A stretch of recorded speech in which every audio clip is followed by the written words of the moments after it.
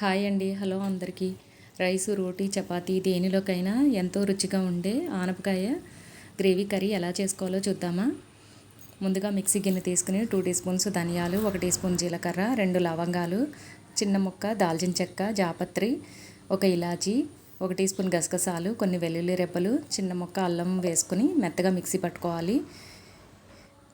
ఇప్పుడు కట్ చేసి ఉంచుకున్న ఉల్లిపాయ ముక్కలు కూడా వేసుకుని కోర్స్గా బ్లెండ్ చేసుకుని పక్కన ఉంచుకోవాలి.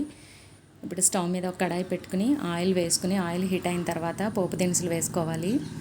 జీలకర్ర, ఆవాలు, మినపచెక్కు వేసుకుని కరివేపాకు కూడా వేసుకుని ఇది కొంచెం వేగిన తర్వాత మిక్సీ పట్టుకున్న ఉల్లిపాయ మసాలా పేస్ట్ వేసుకుని పచ్చివాసన పోయే వరకు వేయించుకోవాలి.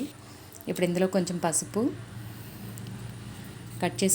పొడవుగా కట్ చేసుకున్న పచ్చిమిరపకాయలు, చిన్నగా కట్ చేసుకున్న టమాటా ముక్కలు కూడా వేసుకుని రుచికి సరిపడా ఉప్పు వేసుకుని సాఫ్ట్గా మగ్గించుకోవాలి.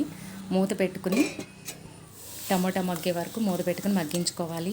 ఇలా మగ్గిన తర్వాత కొంచెం పెద్ద సైజులో కట్ చేసుకున్న సొరకాయ ముక్కలు వేసుకుని అవి వాటర్ రిలీజ్ అవుతాయి కదా, ఒక 5 నిమిషాల పాటు ఆయిల్లో మగ్గించుకోవాలి. ఇలా మసాలా అంతా పట్టే వరకు కలుపుకొని మూత పెట్టుకుని ఒక 5 నిమిషాల పాటు మగ్గించుకుంటే కర్రీ చాలా టేస్టీగా ఉంటుంది. ఇలా మగ్గిన తర్వాత 2 టీ స్పూన్స్ కారం వేసుకుని ముక్కలకి కారం అంతా పట్టేలాగా కలుపుకొని ఒక 1/2 గ్లాస్ నీళ్లు వేసుకుని మూత పెట్టుకుని ఉడికించుకోవాలి. ఇది మొత్తం ఆయిల్లో మగ్గిపోయింది కాబట్టి ఎక్కువ నీళ్ళు వేయాల్సిన అవసరం ఉండదు. ఇలా దగ్గర పడే వరకు ఆయిల్ పైకి తేలే వరకు ఉడికించుకుని స్టవ్ ఆఫ్ చేసుకుని సర్వ్ చేసుకోవడమే. మీ దగ్గర కొత్తిమీర ఉంటే కొత్తిమీర వేసుకుని సర్వ్ చేసుకోండి. చాలా బాగుంటుందండి కూర. నాన్ వెజ్ తినేవాళ్ళు ఇందులో పచ్చిరొయ్యలు వేసుకుని వండుకుంటే ఇంకా బాగుంటుంది.